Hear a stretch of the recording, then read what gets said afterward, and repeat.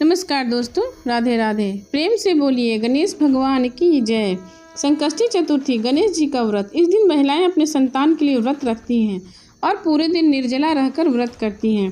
रात को चांद देखने के बाद अर्घ्य देकर ही अपना व्रत खोलती हैं। इस दिन गणेश जी और चौथ माता की पूजा की जाती है। ऐसा कहा जाता है कि सकट चौथ का व्रत करने से संतान को लंबी आयु मिलती है और उनके संकट टल जाते हैं। 20 सितंबर 2024 दिन शुक्रवार को रात 9:15 से लेकर संकष्टी चतुर्थी शुरू होगी और 21 सितंबर दिन शनिवार को शाम 6:13 पर संकष्टी चतुर्थी समाप्त होगी। उदय तिथि के अनुसार संकष्टी चतुर्थी 21 सितंबर 2024 को ही मनाया जाएगा। अब सुने आश्विन मास की संकष्टी चतुर्थी की व्रत कथा। एक समय की बात है जब धर्मराज युधिष्ठिर ने भगवान श्री कृष्ण से कहा, हे प्रभु, आश्विन माह के कृष्ण पक्ष को आने वाली संकष्टी चतुर्थी को क्या कहते हैं? किस गणेश की पूजा की जाती है? उनका किस प्रकार पूजन किया जाता है? मुझे विस्तार पूर्वक बताइए, मैं जानने को उत्सुक हूँ। तब भगवान श्री हरि ने हर्षित होकर युधिष्ठिर से कहा, हे धर्मराज, एक बार माता पार्वती ने भी पुत्र गणेश की यही प्रश्न किया था। हे पुत्र, आश्विन माह के आने वाली कृष्ण चतुर्थी को गणेश का पूजन और व्रत किया जाता है। यह व्रत करने से किस पुण्य फल की प्राप्ति होती है? उनकी कथा सुनने को मैं उत्सुक हूँ। माता पार्वती के वचन सुनकर गणेश जी ने कहा, हे माता, जो मनुष्य अपने जीवन काल में सिद्धि की कामना रखता है उसे आश्विन माह के आने वाले संकष्टी चतुर्थी का व्रत अवश्य करना चाहिए। अब मैं आपको संकष्टी चतुर्थी से जुड़ी एक पौराणिक कथा सुनाता हूँ। एक समय की बात है जब बानासुर की पुत्री उषा ने अपनी अनिरुद्ध को स्वप्न में देखा। स्वप्न में अनिरुद्ध से विरह होने पर वह इतनी व्याकुल हो गई कि उसके चित्त को किसी की प्रकार की शांति नहीं मिल पा रही थी।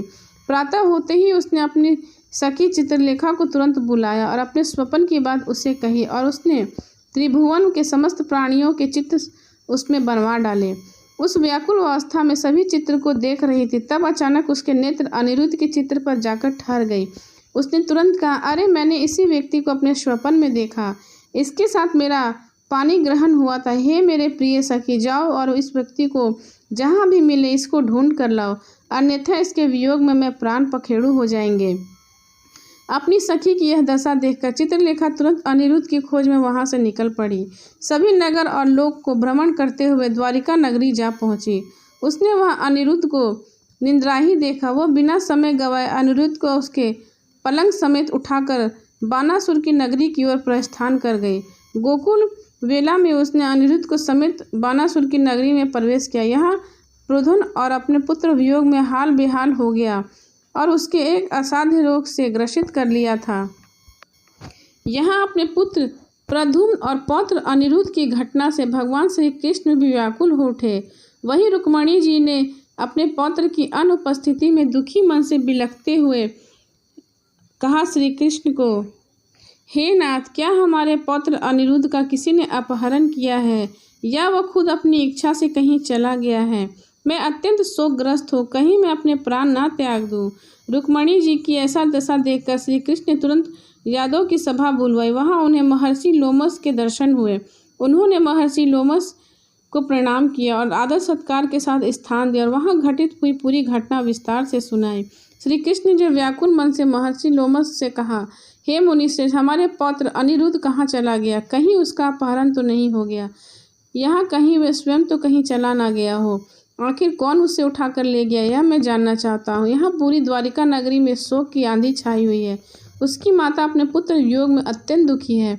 श्री कृष्ण जी का विलाप सुनकर तुरंत महर्षि लोमस बोले, हे कृष्ण, बानासुर की कन्या उषा की सखी चित्रलेखा ने ही अपने पौत्र अनिरुद्ध का अपहरण किया है और उसने अनिरुद्ध को बानासुर के महल में छुपा कर रखा हुआ है। यह सारी बात मैंने तुम्हें स्वयं नारद जी ने आकर बताई है। अंत, हे कृष्ण, आप आश्विन माह के कृष्ण पक्ष की आने वाली संकष्टी चतुर्थी का अनुष्ठान कीजिए। इसके करने मात्र से अवश्य आपका पौत्र लौटकर वापस आ जाएगा। इतना कहकर महर्षि वन की ओर प्रस्थान कर गए। श्री कृष्ण ने महर्षि लोमस के कथा के अनुसार संकष्टी चतुर्थी व्रत का अनुष्ठान किया। इस व्रत के फलस्वरूप उन्होंने अपने परम शत्रु बाणासुर पर विजय प्राप्त की। यद्यपि महादेव शिव शंकर ने भी श्री कृष्ण बानासुर युद्ध में बानासुर के पक्ष में रहकर उसकी सहायता की थी। फिर भी बानासुर युद्ध में परास्त हो गया।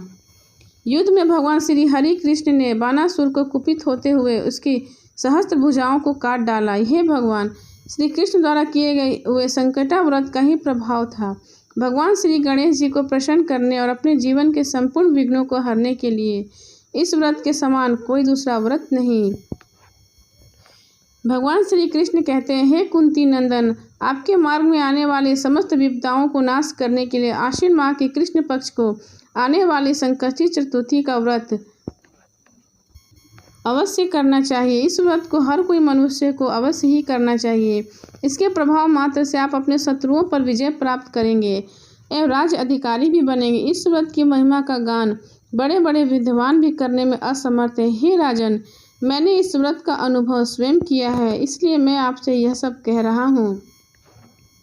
आश्विन मास के कृष्ण पक्ष की संकष्टी चतुर्थी का व्रत अनुष्ठान आप अवश्य करें।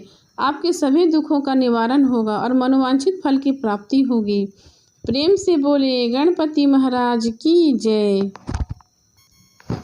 अब सुने संकष्टी चतुर्थी की अन्य कथा। एक शहर में देवरानी जेठानी रहती थी। देवरानी गरीब थी और जेठानी अमीर थी। देवरानी हमेशा गणेश जी का पूजा किया करती थी। देवरानी का पति जंगल से लकड़ी काटकर बेचता था। देवरानी का घर का खर्च चलाने के लिए वह जेठानी के घर में काम किया करती थी और शाम में बचा हुआ खाना लेकर जाती थी। एक बार देवरानी ने संकष्टी चतुर्थी का व्रत रखा। उसके पास पैसे नहीं थे, इसलिए उसने तिल व गुड़ लाकर तिलकुट्टा बनाया। पूजा करके तिल चौथ की कथा सुनी और जेठानी के यहाँ काम करने चली गई।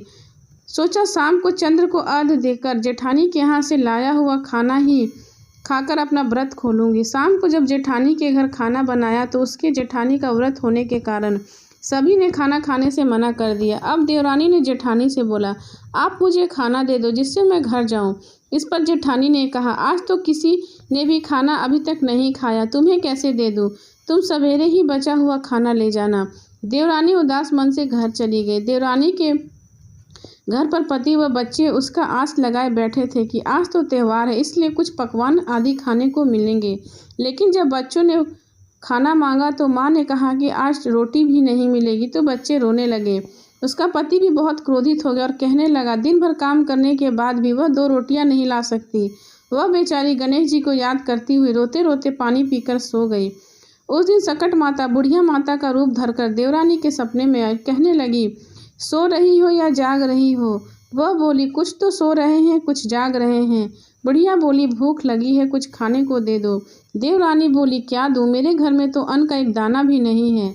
जेठानी बचा कुचा खाना देती थी, आज वो भी नहीं मिला। पूजा का बचा हुआ तिलकुटा छीके में पड़ा है, वहीं से खा लो। सकट माता ने तिलकुट खाया और उसके बाद कहने लगी, निमनाई लगी है, कहाँ निमटे? उसने कहा, यह खाली झोपड़ी है, आप कहीं भी जाकर जहाँ इच्छा हो वहाँ निमट लो। फिर सकट माता बोली, अब कहाँ पहुँचूँ? अब देवरानी को बहुत गुस्सा आया और उसने कहा, कब से परेशान किए जा रही हैं माँ?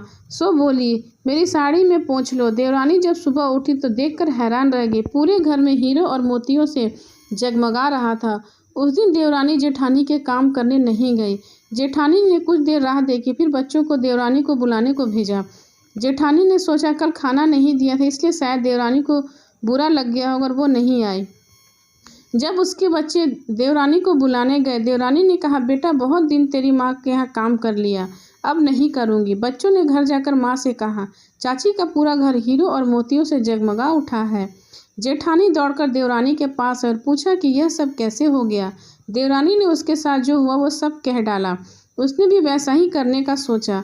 उसने सकट चौथ के दिन तिलकुटा बनाया। रात को सकट माता उसके सपने में आई। बोली, मुझे भूख लगी है, मैं क्या खाऊं? जेठानी ने कहा, आपके लिए छींके में रखा है, फल और मेवे भी रखे हैं, जो चाहे खा लो। सकट माता बोली, अब मुझे निपटना है। जेठानी बोली, मेरे इस महल में कहीं भी निपट लो। फिर उन्होंने बोला कि अब मैं कहाँ पहुँचूँ? जेठानी बोली, कहीं भी पहुँच लो। सुबह जब जेठानी उठी तो घर में बदबू और गंदगी के अलावा कुछ भी नहीं था। तब उसने सकट माता से माफ़ी मांगी और देवरानी को सताना भी बंद कर दिया और कहा, हे सकट माता, मैंने लालचवश आपकी पूजा की और आपको बुलाया। हे माता, मुझे माफ़ करें। तब सकट माता ने जेठानी को माफ़ कर दिया और फिर सब खुशी खुशी रहने लगे।